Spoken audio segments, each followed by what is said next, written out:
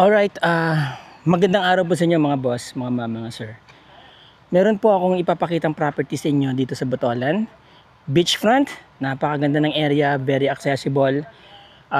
May bakod na. At higit sa lahat, yung may-ari na po ang bahala sa pagtatambak ito. Ayan. Ayan. 12 kahapon, pero ngayon pang-5 yan. Mga boss, mga ma'am, kaway-kaway po tayo sa ating mga viewers. Yan. Okay. Ito po yung portion na pinapatambakan. Ito. Mamaya na po tayo pumunta sa shoreline, no, sa beachfront. Ngayon, tatambakan po nila ito hanggang dyan daw sa Vega. Yan. Dire-diretso all the way doon. Okay? Dito, ito po yung likod. At ito rin yung magiging access nyo sa lote na to. Yung Vega o Biga, mataas pa, no? Mataas pa yung itatambak ng owner. Pero nevertheless, patatambakan daw niya talaga yan. Kasi nga, itong area na to kapag umuulan ay yan, nagkakaroon ng tubig. Makikita nyo po sa drone shots, yung labas ng bakod na to, actually matubig siya. Kaya pinatambakan to ng may-ari nung na-acquire niya. Okay, ito yung kalsada leading to this property. Yan, kalsada na yan, puntahan natin. Merong pong road access dito papunta sa dagat, ano. And then ito yung barangay road, existing barangay road, papunta dito sa property at palabas sa National Highway. About 3 to 5 minutes from here, nandiyan na po kayo sa National Highway. Wala pa sigurong 5 minutes kasi wala pa pong 1 kilometro palabas ng National Highway. Yung bundok po na yan, nandiyan po yung National Highway going to Botolan proper, about 5 to 8 minutes from here. And then to Iba, about 10 to 15 minutes mula dito. And going to Olongapo, it's about 1 hour and 20 minutes siguro. And then from Manila, about 4 hours drive from Metro Manila. Okay. Kita nyo naman, maluwag ang kalsada, no? Hindi po siya tinipid sa sukat. Dito, itong area na to, itong boundary niya dito, itong may bakod, ano, hanggang dyan po yung property. Dalawang lote po kasi yan, lot A at lot B. Now, yung access ng lot B, dito kukunin.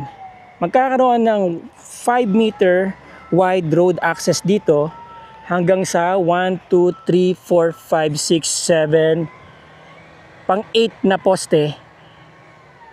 Magkakaroon ng bakod papunta doon, yung boundary naman niya. So technically, yung isang property, yung lot A kasama ito, area na to.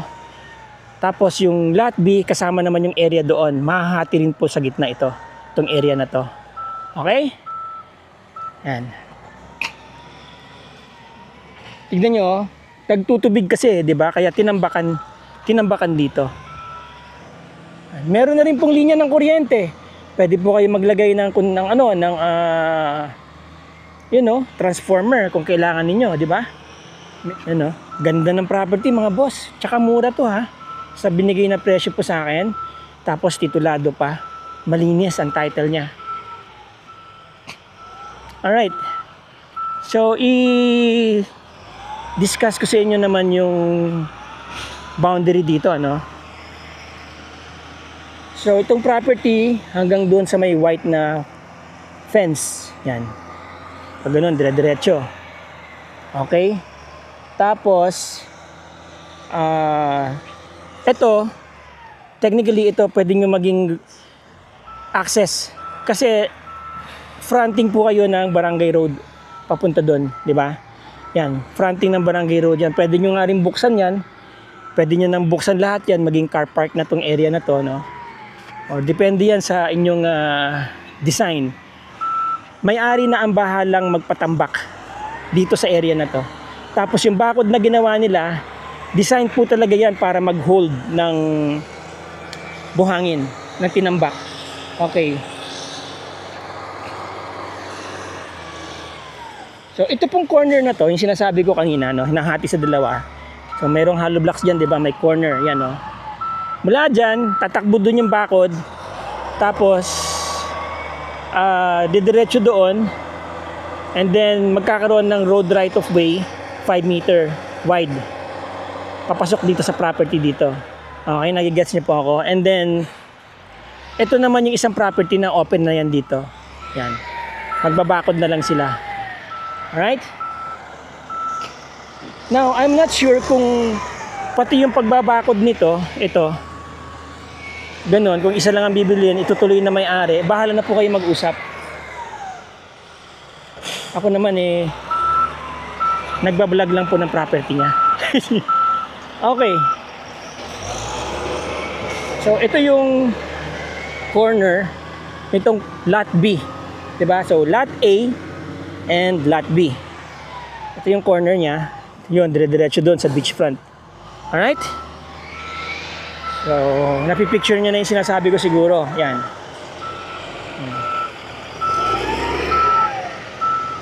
Yan, dire-diretso yung tambak yan hanggang doon. Kaya malamang, may mga pine trees po na mabawas dito. Siguro yung mga maliliit.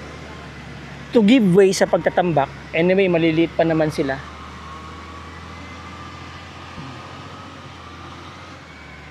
Marami-raming truck pa ang kakailanganin dito. Siguro mga more than 50 dump trucks pa ang itatambak na may-ari dito. Yan. Ito yung lot A. Okay, hindi po kasama yung bahay na yan.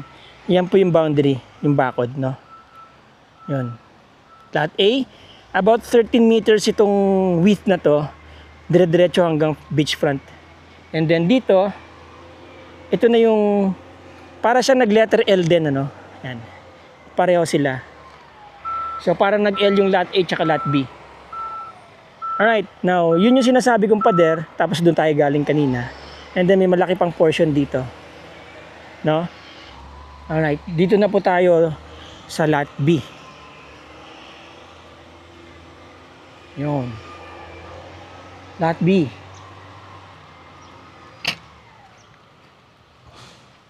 Botolan, isa po ito sa mga madalas pinupuntahan at saka nandito na rin po nag-uusbungan yung mga high-end na resorts. Ano po? Ito po yung shoreline. Kung mapapansin niyo mga boss, hindi siya pareho sa ibang mga shoreline sa dito sa Zambales, ano po. Hindi siya palalim. Kaya no. Diba? Ayan o. Banayad lang po yung approach niya papunta sa dagat. Maganda ang sand po dito ng Kabanggan. Ay, ng Botolan. Soft sand. Kung may mga bato man, hindi po yan masakit sa paa. Ano to mga batong dagat. So, ayan. Ito po yung mga katabi niyang mga beach resorts. Gaganda, no? Ito, ang ganda rin ito. Ginagawa pa lang, mga boss, mga ma'am, mga sir. Ayan, no? No? Now, ito yung lot A. Ito yung lot B. Kung bibili nyo po ito ng buo, magkakaroon kayo ng about 26 meters na frontage. Okay.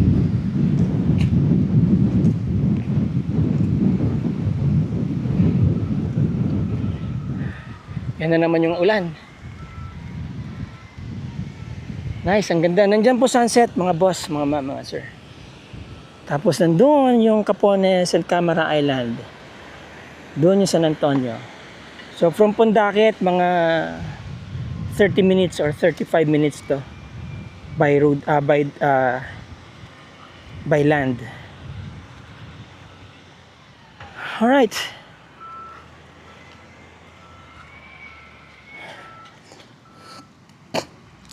Ito mga boss, kapag inamoy nyo to, meron siyang minty aroma, no?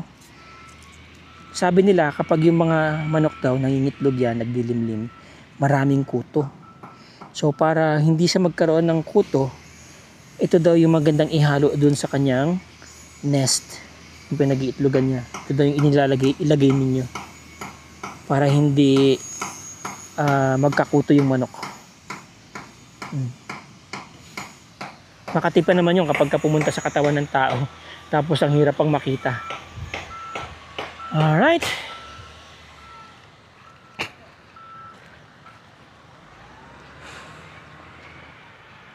So anyway, mga boss, mga mama, mga sir, silipin na po natin siya sa drone shots.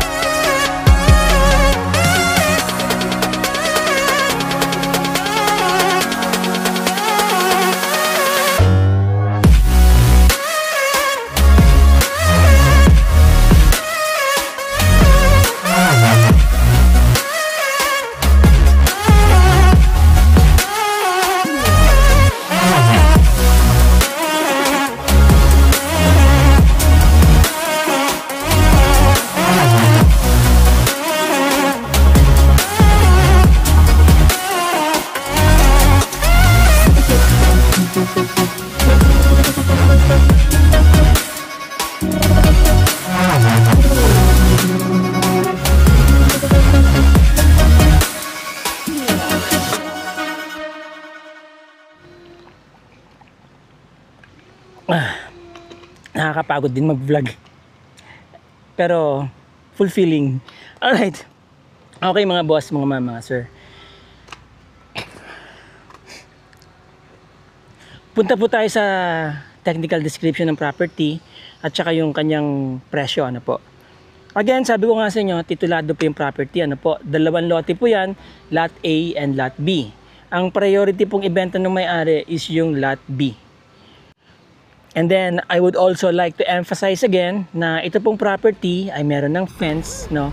Meron na siyang nakatambak na. Ito turnover po ito ng may-ari, fully backfilled, ano po. Maganda yung road access, pinatambakan din po ng may-ari yung portion doon na lumulubog. So, bago po ito i-turn over dun sa buyer, ay halos wala na siyang gagawin, wala na siyang poproblemahin sa level ng property, papagawa na lang siya ng structure niya, tapos i-enhance na lang niya siguro itong mga bakod, ano po. And I'm not sure kung yung may-ari, kung halimbawa yung lot B lang yung bibilihin, kung itutuloy niya yung bakod dito. Ano po, diretso dun sa sinasabi ko nga kanina na merong, ito po kasing lot B may naka-allocate na 5 meter wide na road access papunta dito sa loob. Okay? Beachfront. Ang bawat lote po, merong mga nasa 13 point something, 13.42 yata square meters ang kanyang frontage bawat lote. So kung bibili niyo po ng buo, technically magkakaroon kayo ng about 27 or 26.84 square meters na frontage. Ang presyo po ng property mga boss, mga ma'am, mga sir, is 8,000 per square meter. That's right, 8,000 per square meter. Mura na po yan. You know why? Marami po akong na-vlog na properties dito since last year pa, no, na mga beach lot. Mapapansin niyo yung mga beach lots po dito sa San Antonio, sa San Felipe, San Narciso, Cabangan, Botolan, ano po, Iba, nagre-range na po ng mga nasa 12,000 to 16,000 to 18,000 to 20,000 per square meter. Yung iba po hindi pa titulado. Alright, so technically, meron po tayong dalawang lote. Ang priority po na binibenta kapag yung isang portion lang ang bibilihin is yung lot B na may sukat na 3,537 square meters. Ano po? Ang presyo po ng may-ari per square meter is 8,000 pesos per square meter.